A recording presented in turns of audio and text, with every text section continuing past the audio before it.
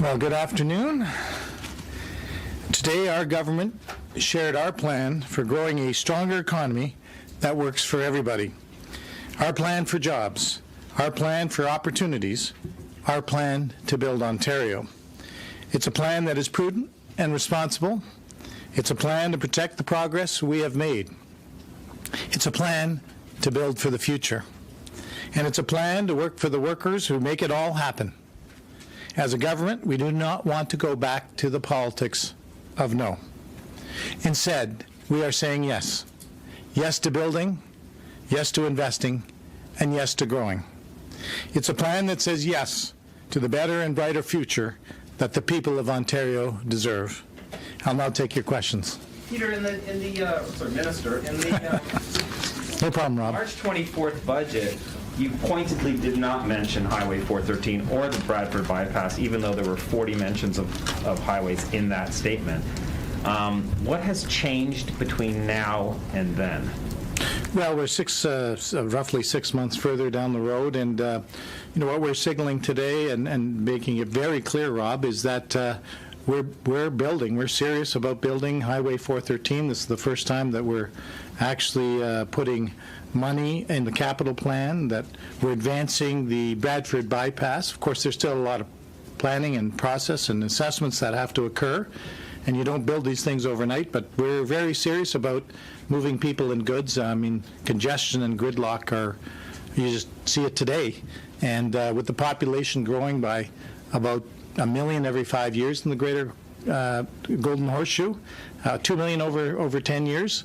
Not all of them will be in Toronto, where we're building subways to take cars off the road, where we're building so people can move more effectively. You can't cycle and walk in parts of the 905, so we've got to build highways, and so we're just moving that along, and that's what's changed since March. And in the statement you talked about, or in the statement in the House, you talked about the New Democrats and the Liberals are sort of enthralled to what you called quote-unquote downtown activists. I just wonder if you could expand on that. What do you mean? Are you trying to say that people downtown don't understand people in the 905 or have different concerns? I think we're addressing the concerns of people in Toronto, with the building of the subways that, frankly, a lot of activists. The subways are for the downtown activists. They're for people, the millions of people that live in this great city here, that we're here today. It's for the people that would have us never build anything.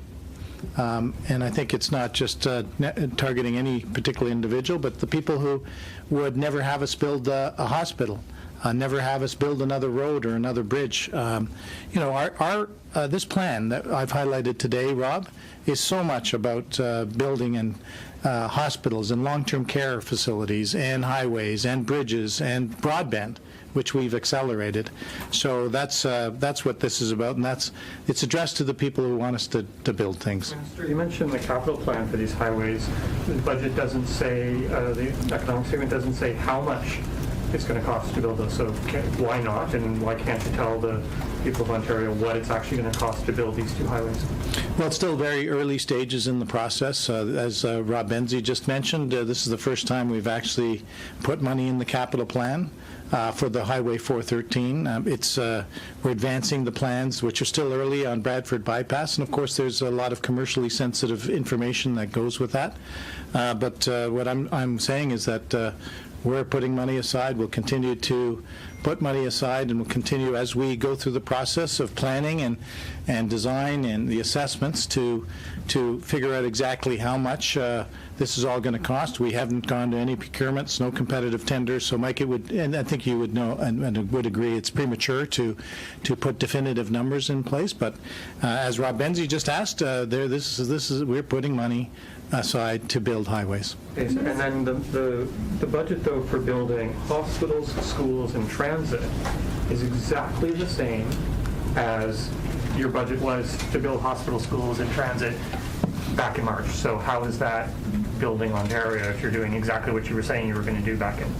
Well, it's still in the fiscal year, and I guess what we're highlighting is the additional things that that's why it's a mini budget. It's not the full budget, and we'll have a lot more to say in the budget that'll come in the spring. But increasing the capital plan by up to $148 billion, being very clear about our intention to build highways that the people of Ontario want us to do, is what we're clearly signaling here, and I think that's perhaps the largest capital plan in the history of this province. Minister, affordability is a big issue in Ontario. The cost of living, as you guys have acknowledged, is high. The Premier a couple of days ago said, yeah, I'm going to cut the 5 cents off the gas tax. Yet today, furiously looking through the budget, through the mini-budget, why didn't you cut 5 cents off the gas tax in this document?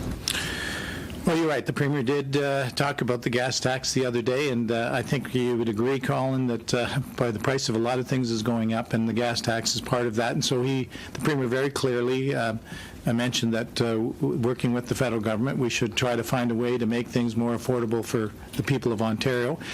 We just did that in a large way for over 750,000 Ontarians through the increase in the minimum wage.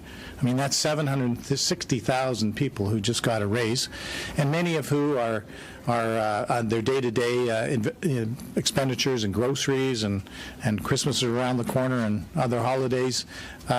They've had our back, so we're moved on the minimum wage. So the minimum wage doesn't take effect until 2022, so Yeah. it doesn't impact Christmas this year. But I'm talking about the gas tax specifically, because minimum wage earners might not make enough to be able to drive a car to afford the gas in the first place. So the gas tax specifically, why was it not cut in this fiscal update? Well, we've done a lot to address affordability. As I just said, the minimum wage is gone up. That starts January 1st instead of October of next year, so that's going to be a good pay hike for many. It's 760,000 Ontarians. The increase for the servers, we're the second to last province to actually make that increase. So moving Ontario forward, we're now the second highest minimum wage in the country. And all these things add up to putting more money in the pockets of Ontarians.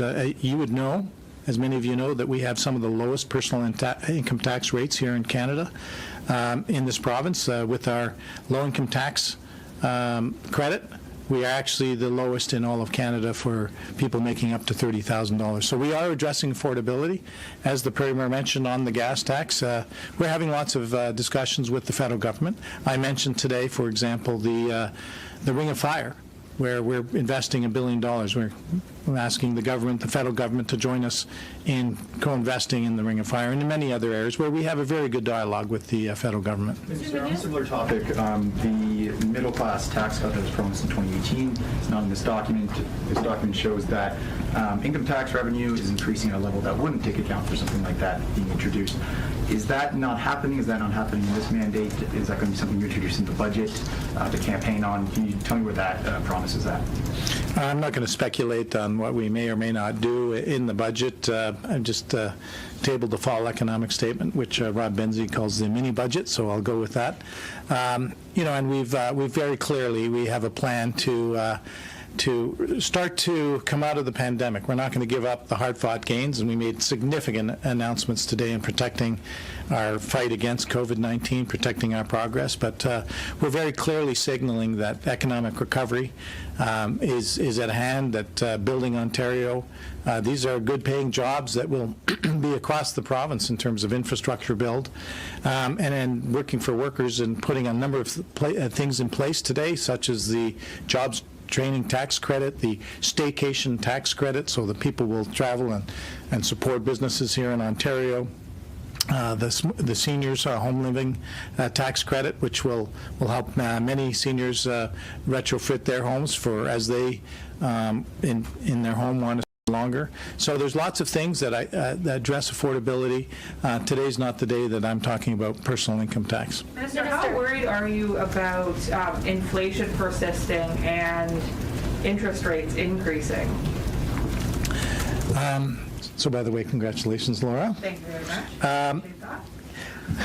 Another taxpayer coming on. Laura's doing her part. So inflation, do I worry about it? Absolutely. Inflation, particularly for people with low income, seniors on fixed income, the pandemic has really hurt a lot of more precarious and vulnerable workers, and that's why it's so important to move the minimum wage and the labor shortage that we have. Many central bankers and economists say it's going to be temporary, but today it's impactful, and that's why we put in place a number of things today to help on affordability. And we'll continue to monitor that very closely. And just on just hold on, sorry, thank you. And just on the healthcare staffing piece, you've announced a lot of money for staffing, but what about retention? We didn't hear anything about permanent increases for PSWs, again, as the Premier has been promising. The nurses are talking about Bill 124 and a wage cap. So you're announcing this hiring blitz, but what are you doing to actually keep these people on board? Well, it's a great question with regard to retention. That's something we've seen. I toured a number of hospitals. I went into emergency rooms. I talked to a number of the hardworking nurses and staff in our hospitals, and they are working around the clock. And that's why it was so important to put in additional funding for mental health and addiction to help in a very stressful environment. I heard that.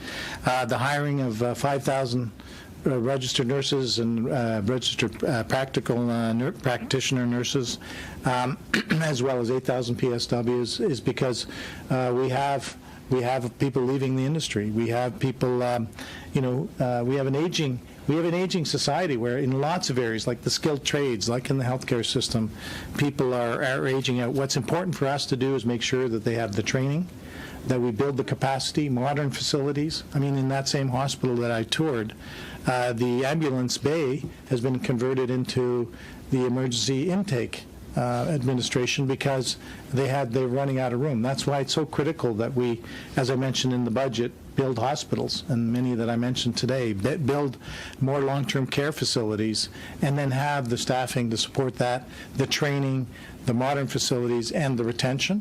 So compensation is one element of that, and clearly we're supporting the personal support workers, extending it till March 31st, the $3 pay bump, and obviously we're going to stand behind the Premier's commitment to make it permanent. Minister, I had another question about the highways.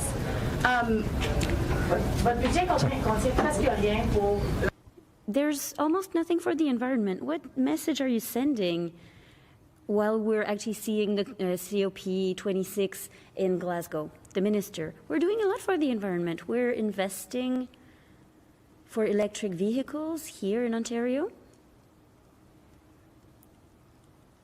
We're also working on the north. We're investing to have roads to get to essential minerals. We're also investing in electric vehicles here.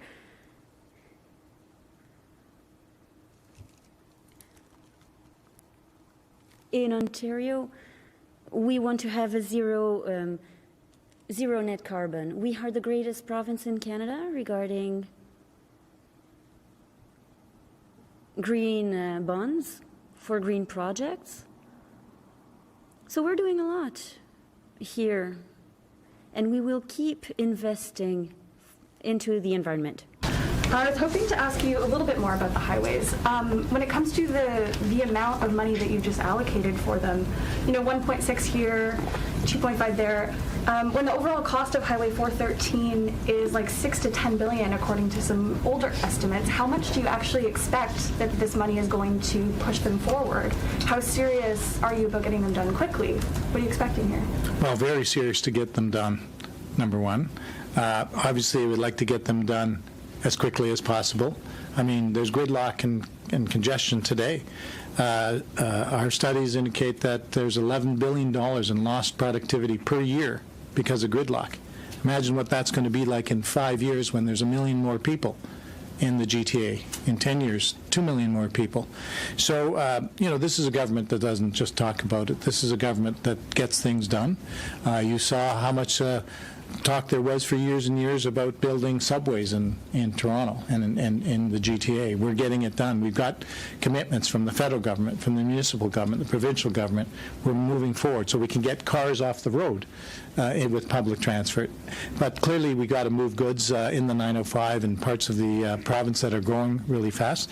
So we're committed to putting in the funding. We're going to have start the process, particularly with the 413, with regard to the more design and planning that has to go with that, the consultation that has to go with that, the assessments, and we'll continue to build not just the Bradford bypass and the 413, but highways, waterworks right across the province.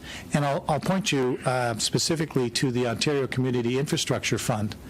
That we just doubled that today. That's going to double the amount of investment that municipalities, 424, can make in many of our rural and small communities in Ontario for bridges, for roads, for water treatment and wastewater.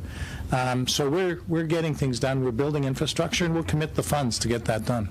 The Ring of Fire has been stalled for years. How is anything that you've announced today actually going to fix the problems that have plagued that development?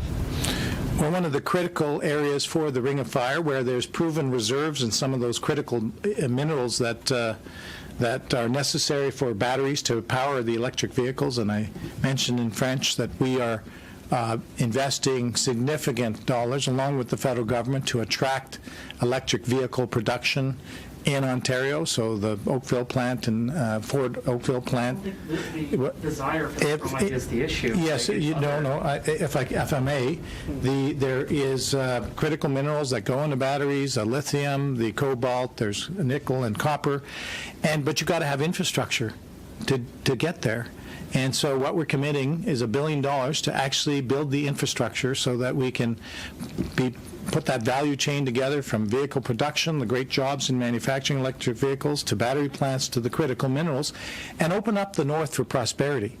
As I mentioned, there's 90% of the population up there is First Nations, and what we've announced today, we're doing in consultation and in partnership with those First Nation communities that deserve those good paying jobs and that prosperity, and doing it in a way that respects land plan use and assessment process, but doing it in a consultative way with First Nations and many other stakeholders. How does getting rid of land use, the requirement for land use plans, actually increase collaboration with First Nations, or using traditional knowledge, or getting the roads built that the statement actually promises? Not getting rid of land use planning. I mean, it exists. That process will continue, as well as the assessment, all the environmental assessments and all the things that go into planning.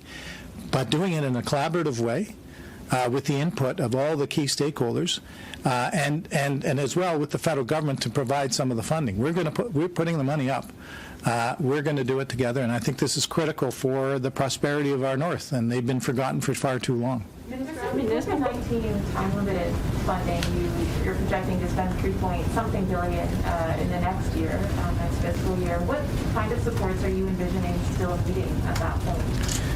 Well, thanks, Allison. It's a really good question about setting aside time-limited COVID funding. One of my jobs as the Minister of Finance is to always make sure there's enough funds, because you never know what exactly is around the corner. We went through the third wave in the first quarter of this fiscal year. We're battling the fourth wave. We watch parts of the world and see what's happening there, and things can turn very quickly. That's why we're not taking our foot off the COVID pedal, and that's why I continue to put money aside to have enough funds in place to be able to make the types of investments. And we are doing just that in terms of some of the announcements that we made today. I mean, $548.5 million for home and community care so that people with post-acute surgeries can convalesce at home with practitioners coming to them and convalesce where they want to convalesce. The complex health needs, we're going to, with that funding, help 21,000 people a year be able to convalesce at home. Home and community care. And so we're not going to relent on protecting our health care progress. And I'll continue to set aside funds to make sure that there are sufficient funds there. The Premier said we'll do whatever it takes, and I stand behind that commitment. But we're going to get through this. We're going to defeat COVID, and that's why economic recovery and our plan to build Ontario is so significant. The highways, the workers, and doing it together. Just on the residential school records, the fee waiver. Why eliminate that for 3 years, and why not just eliminate it altogether permanently? Well, what we announced today is a 3-year plan, so we'll have more to say in the budget. But I think it's so important to acknowledge clearly the tragedy of our children in First Nations and the residential schools, and that's why we set aside even more money to support today the process of going through the burial sites and letting the First Nations lead that effort, and to let them know we're there for them, and we'll continue to be there for them. Why do you only have 2 small paragraphs regarding Francophones in the fall economic statement while you're pretending that you will modernize the French Language Services Act? Are you proud of the reform you're proposing? The Minister: yes, thank you for the question. I'm absolutely proud. We have 700,000 Franco-Ontarians here in Ontario, and there is an increase in spending in the budget for Minister Mulroney's ministry, which will help with French translation.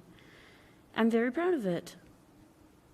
We will keep working in this way.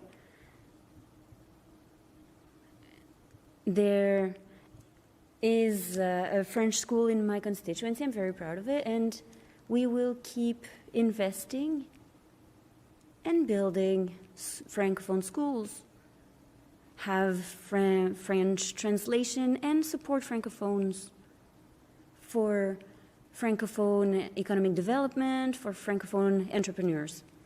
Question: but you know that Francophones will not be happy to hear that you've decided to not bring back the French Language Services Commissioners as an independent commissioner. Do you realize that? Answer: the Minister: this commissioner,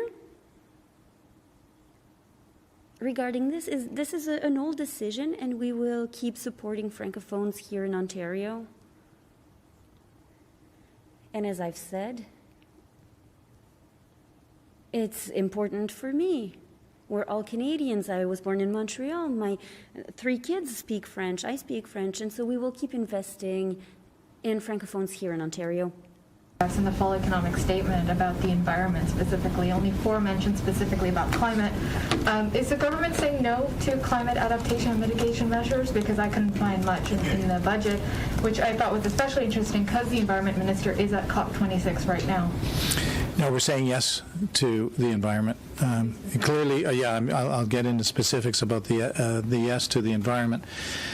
It starts with that 95% of our emissions, electricity-generated emissions in this province, are carbon zero. We're going to continue to focus on lowering carbon emissions. One of the ways you do that is by building public transit and getting cars off the road. One of the ways you do that is by investing in electric vehicles. And to the question earlier, we're putting substantive amounts in terms of attracting capital investment to build electric vehicles here in Ontario. These are good paying jobs, and that's where, it may seem bizarre to stand with Jerry Dias and Smokey Thomas.